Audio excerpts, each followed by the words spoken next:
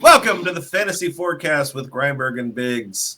This is our huge Season 2 finale, two-part season finale. We got our hits. We got our accountability misses. We're going to be going over some of the smarter things that we told you about in the year.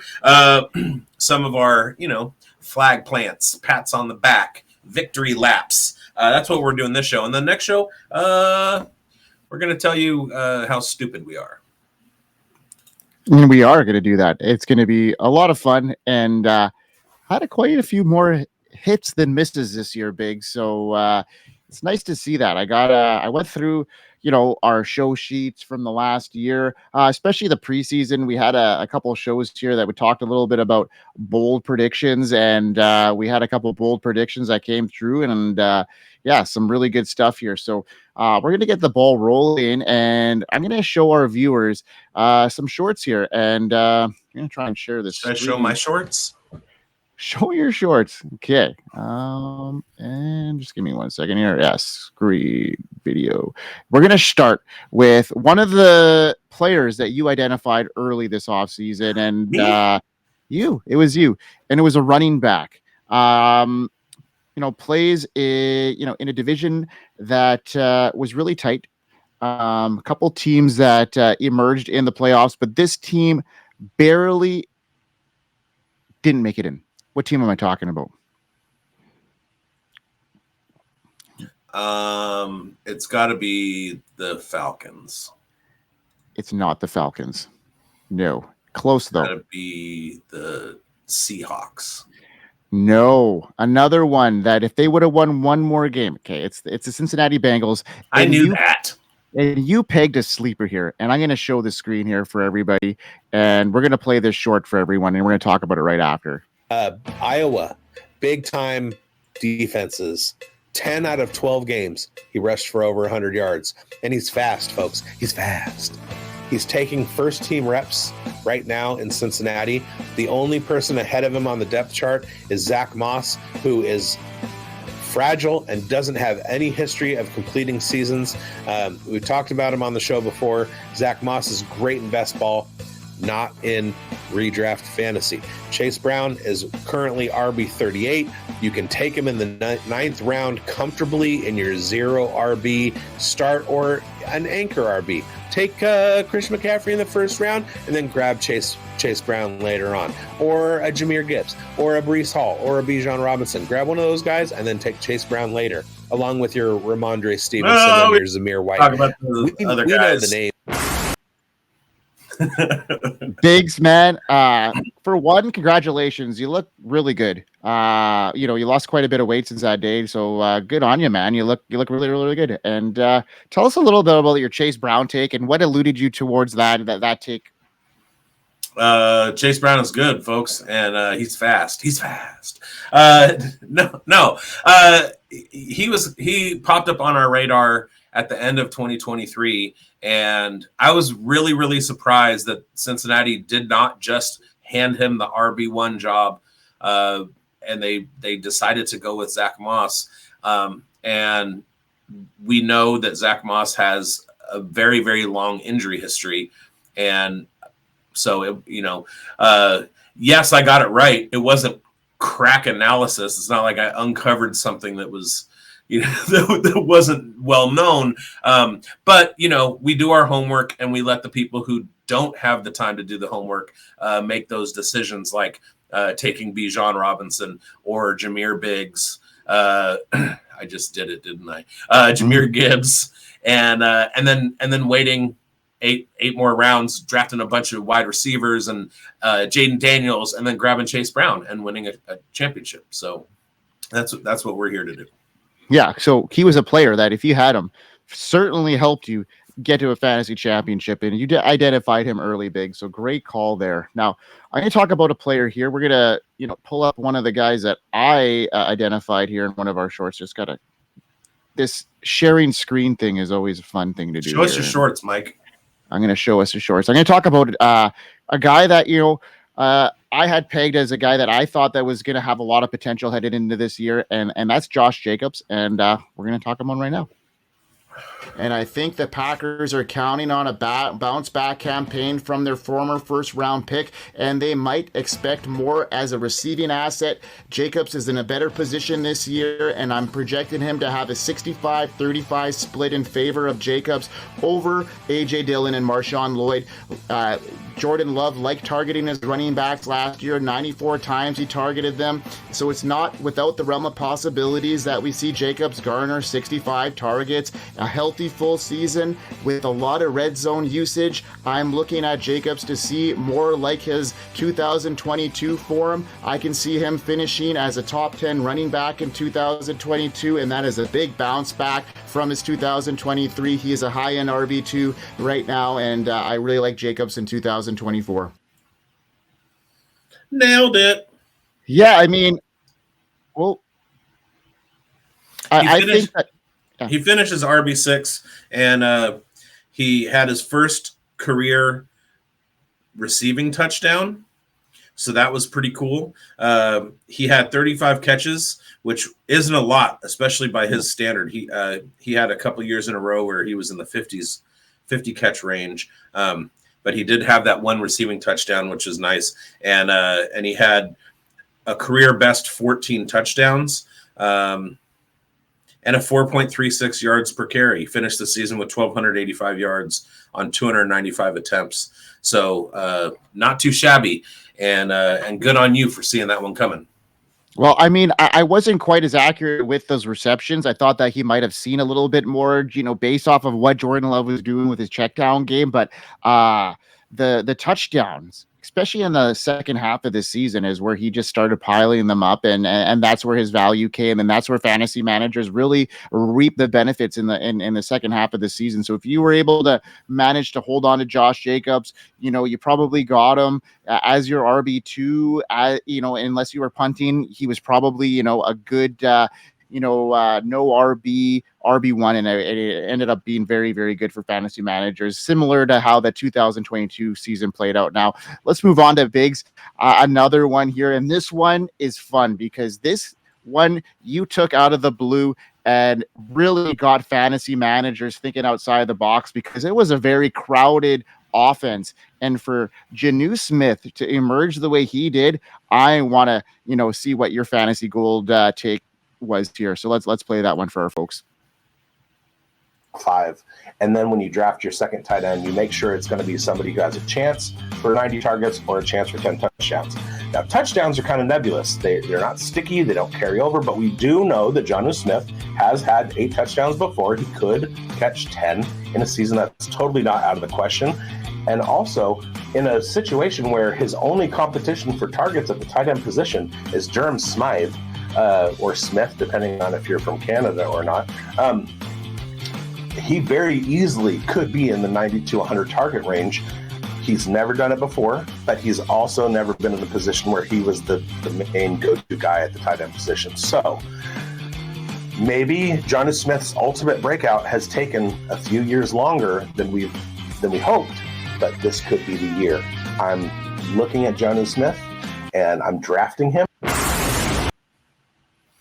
99 targets and 79 catches, 7 touchdowns. So he just came up short of that 8 that I harkened back to. But yeah, finishing as tight end 4. You could do worse. That was a nail. You hit that one so out of the blue there, Biggs. Great call on you. And if you would have, thrown a late round pick on Jonnu Smith, you were probably laughing at the tight end position at this stage of the game. So great pick there, Biggs. Anything else to add about your Jonnu Smith call? Well, first of all, I have to hand it to @Koopa Fiasco over on Twitter, our friend of the show, Andrew Cooper, because he put the bug in my ear.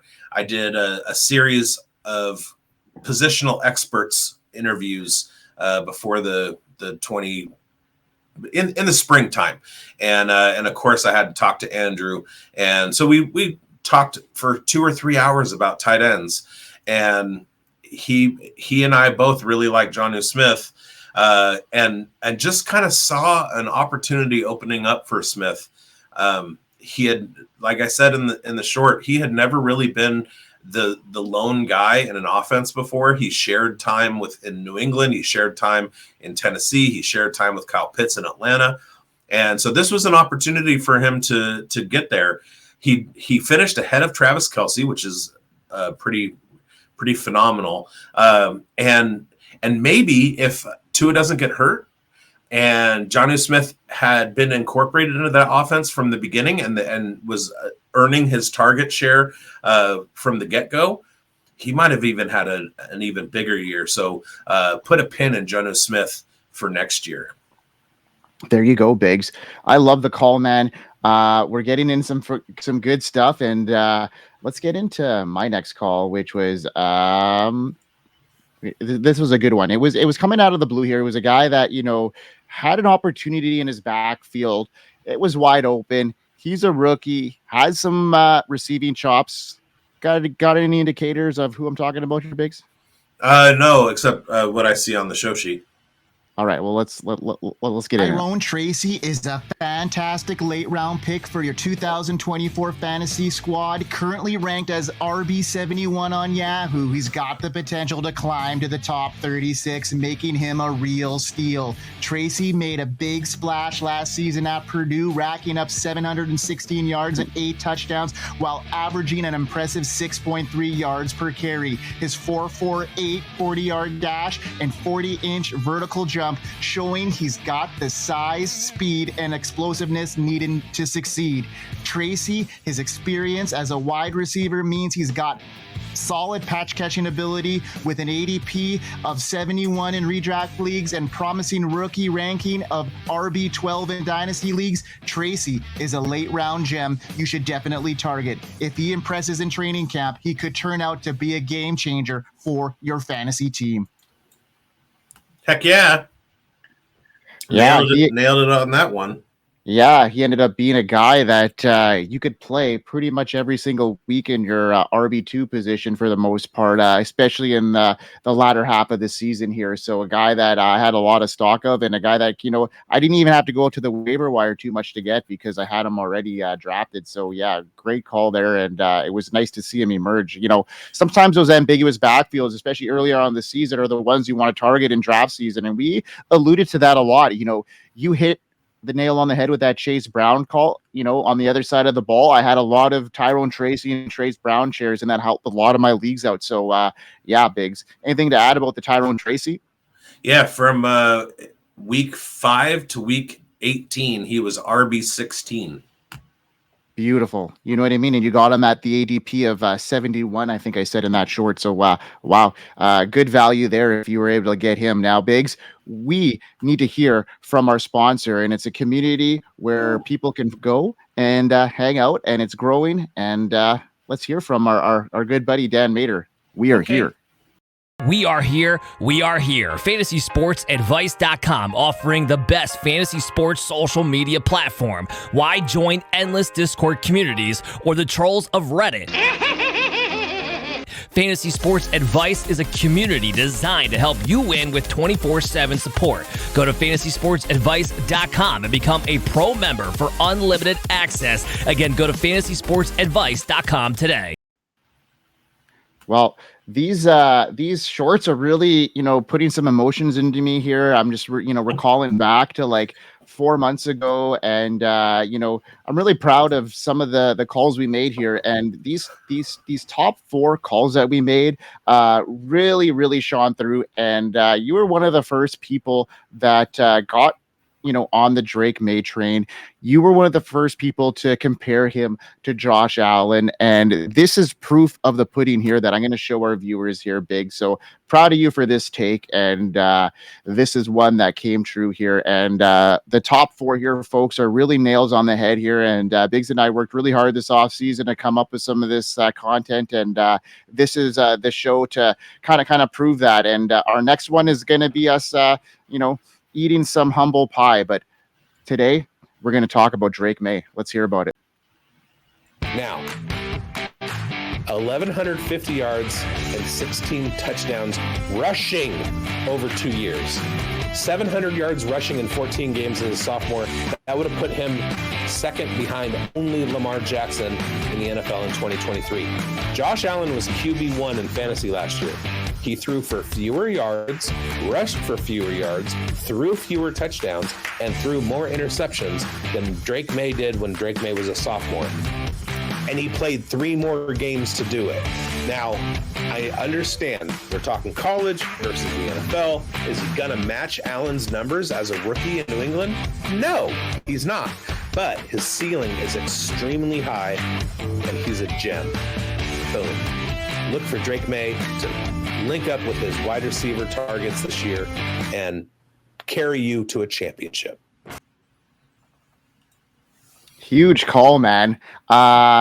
Super well done. And, you identified him as, someone that was comparable to Josh Allen early, and that's what he's getting right now. I can only see the upside growing here. Biggs, anything to add about your awesome call on Drake May? Yeah, from the time that he started week 6 until week 16, so right into the first week or the second week of fantasy playoffs, he was quarterback 12.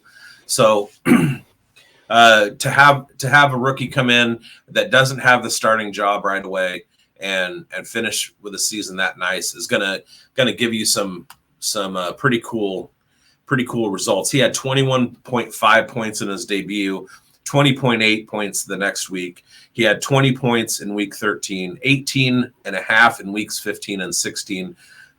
So, I mean, he established himself, especially in the super flex realm. So, next year, he's another guy to put a pin in it and count on him to bring you some over ADP value when you're drafting him as your second or third quarterback. In super flex leagues, I try and hit on 2 top 10 quarterbacks to be my starters, and then another quarterback who's going to be in the top 15 as my QB3 for those bye weeks and stuff. So Drake May is definitely going to be somebody that I'm looking at to fill out that QB3 role.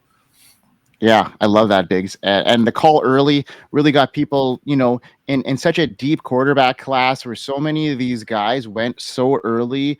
It was really hard to decipher them. And, you led the way with the Drake May call. So way to go. And I think he's going to have a bright future there in New England, especially when they add some weapons around him. Now, we both were very high on both of my next 2 calls here, but I made a bold prediction here, and I'm going to have to, account for it. So this is my bold prediction on Malik Nabers early this season.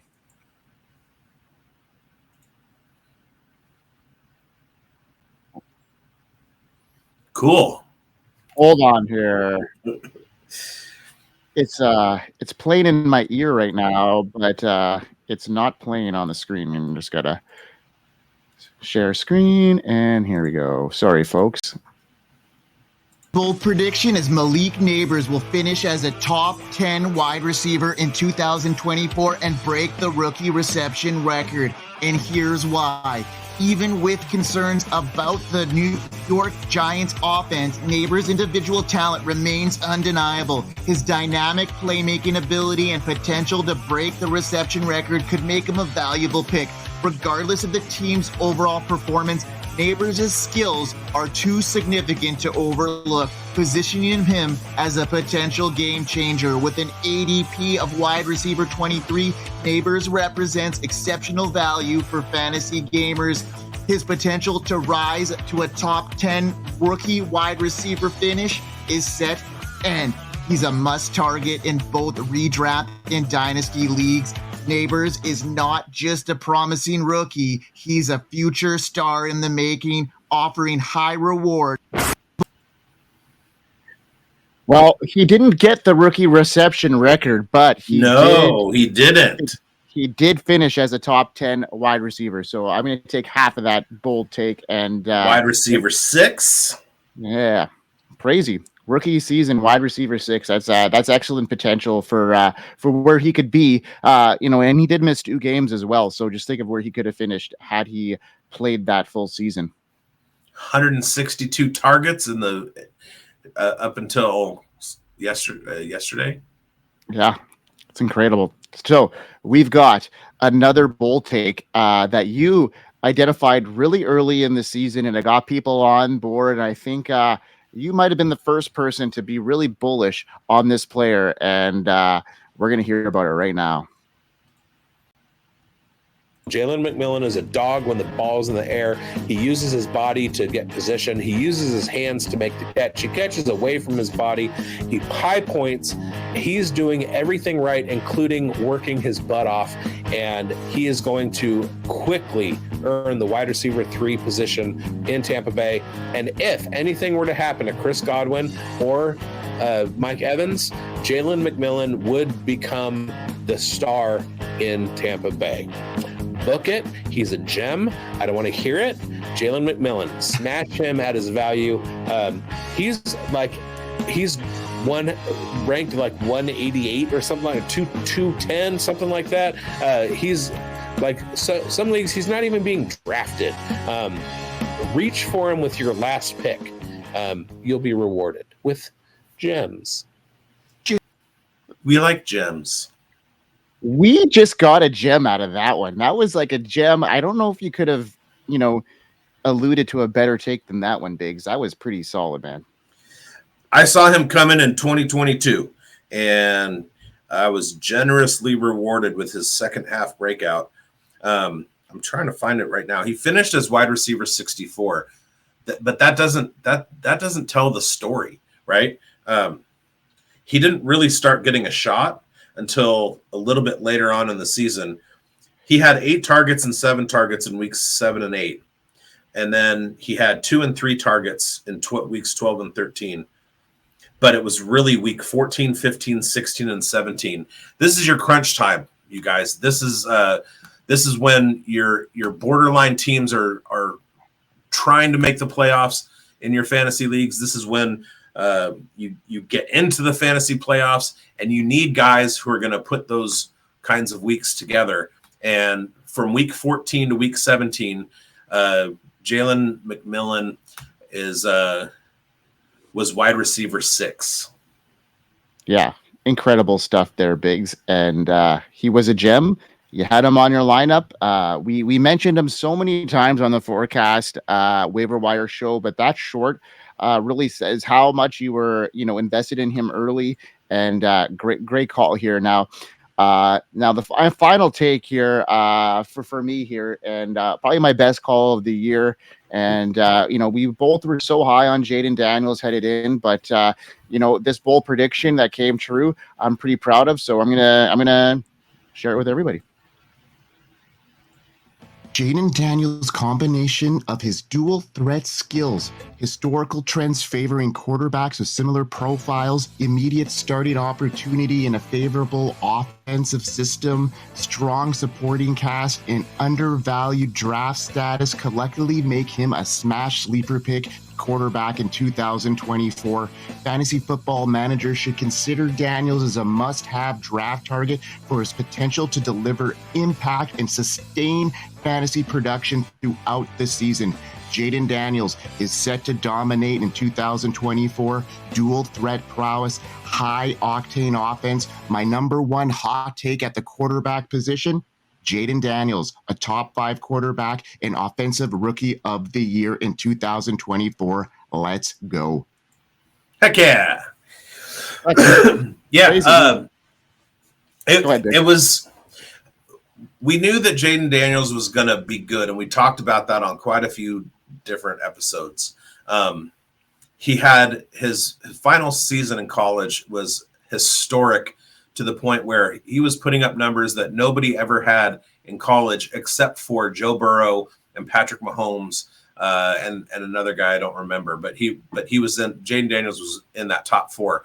So it was inevitable. I did my best to cancel out the noise that was coming out of the industry about his age, about his size, about all that stuff, and make him a target. But to actually make the prediction that he was going to wind up as a top 5 quarterback in fantasy is phenomenal. He finishes QB4, and I knew he was going to be good. I didn't see that coming. I knew he was going to be top 12, but I didn't see QB4 within the top 5. That's crazy sauce. That's the kind of thing only somebody whose brain is just another bottle for maple syrup can come up with, and you hit that one out of the park. Thanks, Biggs. I appreciate that. Sometimes we hit some, sometimes we lose them, and we looked like geniuses today. Well, tomorrow, maybe not so much, because we're going to be coming back with some of our biggest misses of the year and our accountability show, because it's important that we take some accountability for, our actions and some of our takes as well, because, we can't learn as fantasy analysts and get better if we don't take ownership over some of the calls that we made. And we're going to be, facing some tough apples this next episode, but we will take it with a grain of salt, because we know today's episode, we helped a lot of fantasy managers win some championships. So imagine you viewer out there in fantasy land, if you had gone and you had drafted Jayden Daniels, Chase Brown, Josh Jacobs, Jonnu Smith, like, your team, if you had listened to us, would have been a monster.